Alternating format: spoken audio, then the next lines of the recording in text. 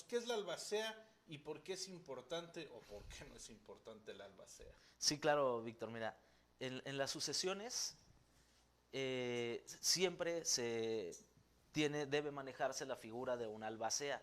Para no hacerlo tan complejo, el albacea es el representante del testador o del de cuyos, del finado, del autor de la herencia. ¿Sí? Así te lo digo, es el representante de la persona que ya no está.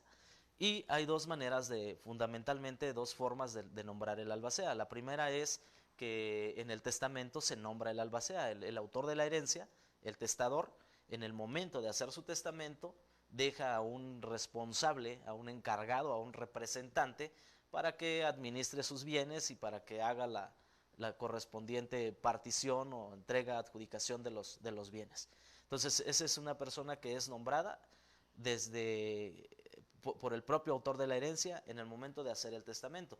Pero si esta persona no hizo un testamento, entonces sus bienes quedan en calidad de intestados, es decir, sin un testamento, sin una indicación clara del autor de la herencia de qué va a suceder con sus bienes.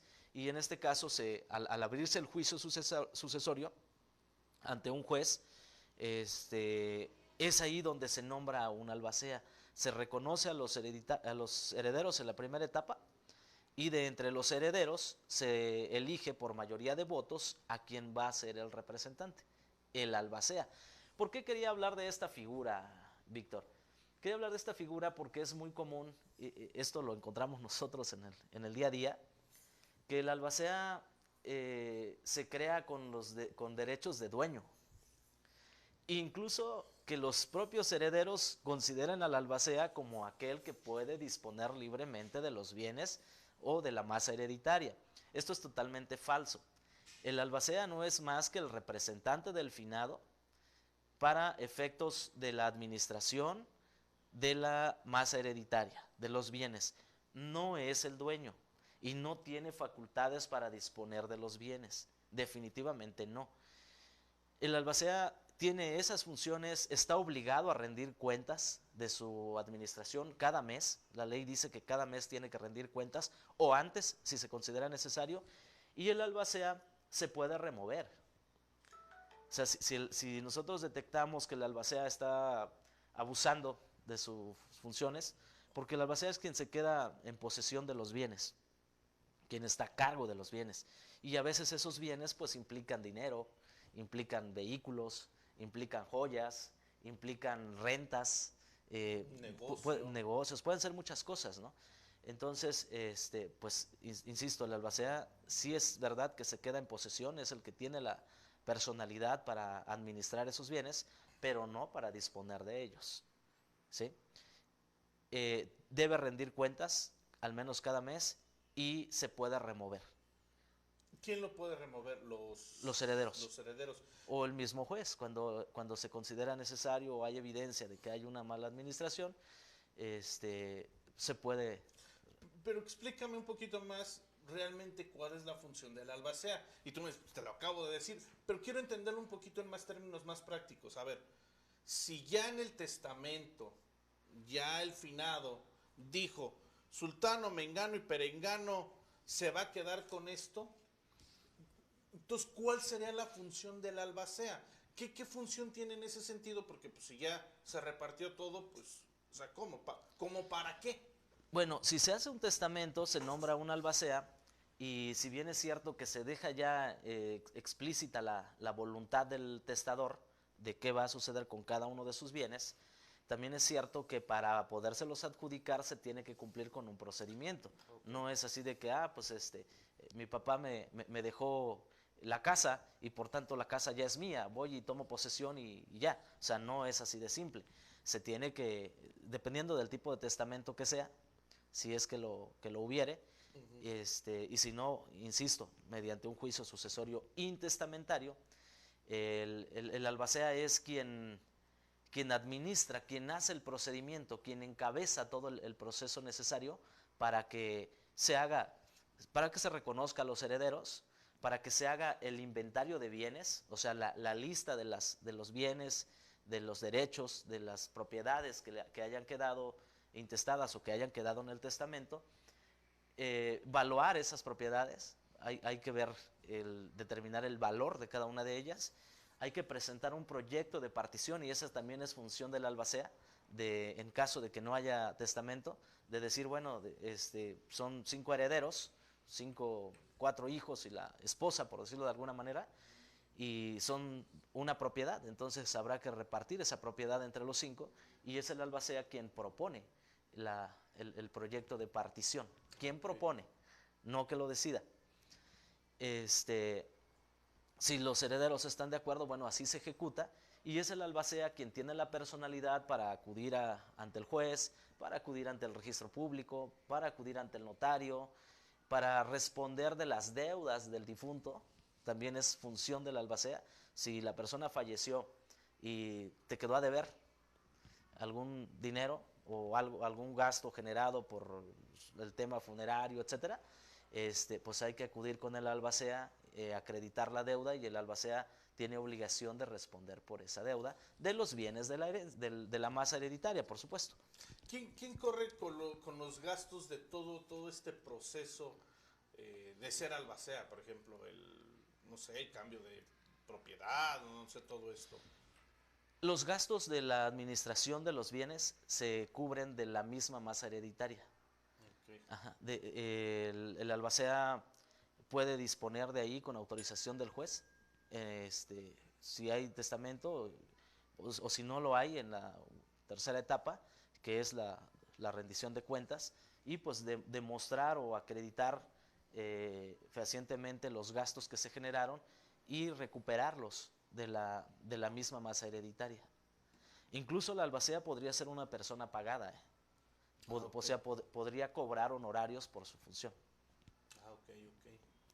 Así es. Es importante que la gente que tiene una propiedad, que no necesariamente tiene que ser un adulto mayor, sino todos llevemos a cabo un proceso de testamento, más cuando hay bienes y que se pueden acercar a Alonso San Agustín para llevar todo el trámite, llevar todo esto en regla, no nada más ir y pararse frente a la notaría, sino también acercarse con ustedes que les pueden ayudar en este proceso, o solamente con lo que tiene que ver con bienes y raíces, porque a lo mejor también tienen un dinerito, tienen esto. ¿Qué crees, Víctor, que dentro de nuestros servicios, además del tema inmobiliario como tal, pues tenemos el despacho jurídico? Y como te he comentado en otras ocasiones, nos hemos especializado en temas de bienes inmuebles, por la misma razón. Entonces, todo lo que tiene que ver con esto, con bienes inmuebles, grabados, intestados, hipotecados, que créeme, Víctor, es muy común que la gente a veces ni siquiera se da cuenta, ni siquiera sabe. En esta semana nos llegó un caso de una propiedad que se iba a poner a la venta. De hecho, ya tenían pactado, es una venta entre familiares, ya se tenía pactado el precio y todo. Y se acercaron con nosotros para que les ayudáramos con el contrato y el proceso de escrituración. Pero resulta que cuando revisamos la situación de la propiedad, tiene un par de deudas por más de 5 millones de pesos. La propiedad se dejó como garantía del pago de la deuda desde el 93, una y otra en el 97. Y los familiares no sabían y dicen, ahora pues realmente es más de lo que la propiedad vale, ¿no? Y ya estamos revisando, ya estamos haciendo ahí la investigación correspondiente y ya estamos en proceso para poder quitar esa inscripción que tiene y poder resolverlo.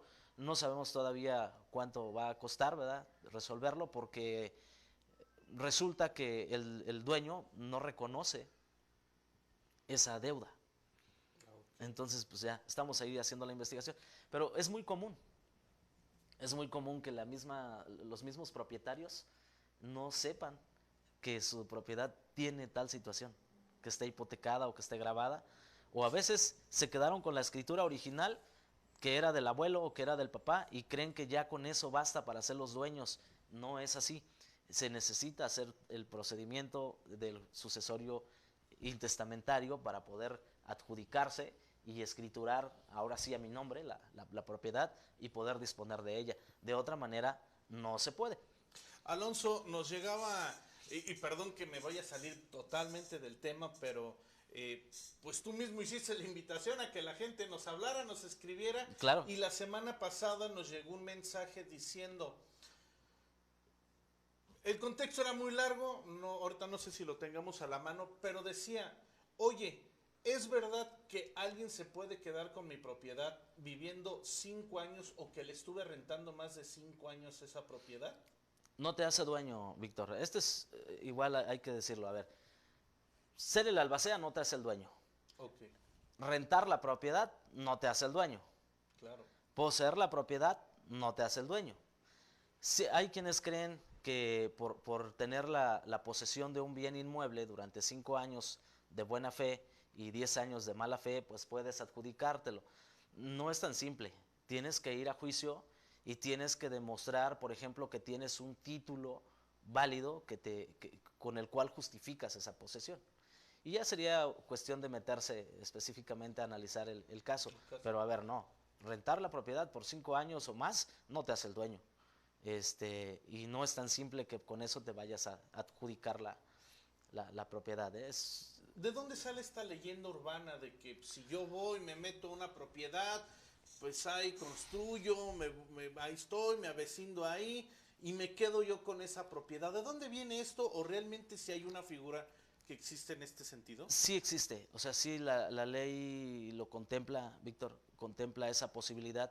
Sin embargo, en la práctica, como decía yo ahorita, no es tan simple.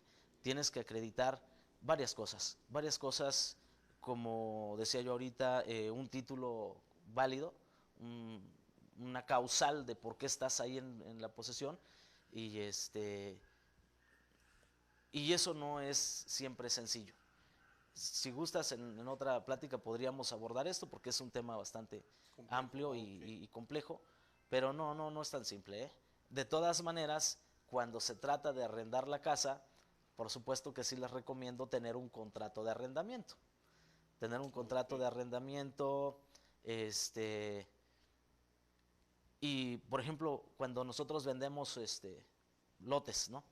Siempre le recomendamos a las personas, circúlalo, toma posesión. O Ah, sea, ok. ya tienes el título, que es el documento que yo te doy, y la otra parte que complementa la propiedad es la posesión del bien inmueble, ¿no? Y siempre recomendamos eso, ¿no? Si tienes una propiedad que no está en uso y que podría ser ocupada, porque sí es cierto, o sea, si llega alguien a tu casa que está vacía, abandonada, y la empieza a ocupar, y te das cuenta en 2 o 3 años, pues tampoco puedes llegar y echarlos nada más así. O sea, es verdad que se va generando también derecho. Tienes que ir a juicio y tienes que, con el apoyo de la autoridad, conseguir pues una orden de desocupación y ya poder desocupar, pero no es así de que llego y te echo por la fuerza, ¿no? Te saco a no es tan simple, eso también es cierto. Ok, perfecto. Bueno, pues al parecer es algo más complejo que seguramente en algún momento lo estarás tocando. Nuevamente la gente pregunta de un terrenito que tengas por ahí, platícanos de algo, de lo que tengas por ahí, escondido por ahí dentro de las ofertas y propaganda de estos terrenos. La gente es interesada en conocer y saber, porque bueno, pues todos siempre buscamos un pedacito de patria y esta frase te la copié yo a ti. Sí, así es, todos tenemos derecho a un pedacito de patria. Tenemos varias opciones, Víctor. Tenemos varias opciones en Pinal, en Landa, en La Lagunita y aquí en Jalpan. Eh, por ejemplo, te puedo decir que ahorita tenemos algunos terrenitos eh, desde 230,000 pesos, propiedad privada, con, con 230,000 pesos de contado y 330,000 con hasta 3 años para liquidarlo. O sea, pueden ser 12, 24 o 36 meses para pagarlos. Tenemos es como lo más accesible que tenemos ahorita, lo más barato y con un plan de pagos también bastante accesible. Oye, Alonso, hay gente que desafortunadamente y por cuestiones de economía del país, pues no se puede hacer de una propiedad tan fácilmente. ¿qué tanto recomiendas tú un crédito inmobiliario? ¿Qué tanto recomiendas que la gente busque una deuda para poderse hacer un terrenito, una casita? Pues mira, Víctor, yo lo que más recomendaría es que tomaran uno de los créditos propios, de los terrenos que tenemos nosotros con facilidades de pago, porque te damos un precio fijo. Yo, por ejemplo, te digo ahorita, te puedo vender un terreno con precio de 330,000 pesos, me das un enganche de 100,000 pesos en 2 exhibiciones y te doy 12, 24 o 36 meses para liquidarlo sobre ese precio fijo. Claro. Tan solo te aseguro que cuando termines de pagarlo, ese terreno va a valer prácticamente el doble, porque es propiedad privada, porque tiene los permisos o tiene en proceso cuando menos los permisos, que estoy hablando de permisos ambientales, de autorizaciones de desarrollo urbano, ¿no? Claro. Entonces, eso es lo que más te recomendaría. Sin embargo, también tenemos por ahí acuerdo con alguna de las cajas que hay aquí en Jalpan para, para conseguir un crédito con la caja. La caja nos paga el terreno y el cliente le va pagando mensualidades a la caja. Esa es otra opción. Los créditos hipotecarios como tal, con un banco, pues también son opción, ¿eh? También no hay muchas propiedades que apliquen para crédito hipotecario como tal, igual que no hay muchas opciones para créditos Infonavit y créditos Foviste, que también lo manejamos. Hay que platicar un día de estos Bastante créditos, interesante. porque si bien en la zona serrana no hay mucho derechohabiente o con seguro social, o en este caso digo porque se compagina el seguro social con lo del Infonavit o en el ISSSTE con el Foviste, poderlo platicar y poder saber quién sí, quién no, cómo aplica y si aplicaría aquí en la zona serrana alguno de esos créditos. Con mucho gusto. En una siguiente plática podríamos abordar el tema de los créditos. De entrada adelanto que no es muy sencillo. La inmensa mayoría de las propiedades aquí en la sierra son irregulares y por tanto no cumplen con los requisitos que exigen estas instituciones. Y la otra razón es que las propiedades que sí cumplen están por arriba del presupuesto promedio que tienen las personas autorizadas. Entonces, sí hemos ejecutado créditos Infonavit, sí hemos ejecutado créditos Foviste y créditos hipotecarios también. Y sí tenemos algunas propiedades que aplican, pero no es tampoco muy simple. Perfecto. Bueno, pues Alonso, siempre es un placer poder platicar contigo. Recuérdanos tu teléfono y pues dirección, y si hay una persona con alguna duda, tus redes sociales, o lo pueden escribir directamente con nosotros. Y aquí el próximo martes pues estaremos platicando con Alonso. Claro que sí, Víctor. En resumen, diré que si tienen algún tema de propiedades intestadas o que si el albacea no está cumpliendo con su función como tal, acérquense con nosotros. Nosotros podemos orientarles, podemos ayudarles para resolver esa situación, y estamos en la Colonia Viva, en Pedro Escobedo número 54, es la tercera calle de la Colonia Viva. Nuestro número de teléfono es el 441-131-4242 y nuestras redes sociales, Alonso San Agustín Bienes Raíces, en Facebook, en TikTok, en Instagram y en YouTube. Allí nos pueden también contactar con mucho gusto, les agendamos una cita. Bueno, estamos de manera permanente, siempre está alguno de los colegas en la oficina, y si no, pues les agendamos una cita y con mucho gusto pues los atendemos. Es que a veces la gente quiere platicar con el rostro, la figura que platica por confianza, por esto. Entonces pues pueden agendar alguna cita contigo. Con mucho gusto, así es. Muy bien.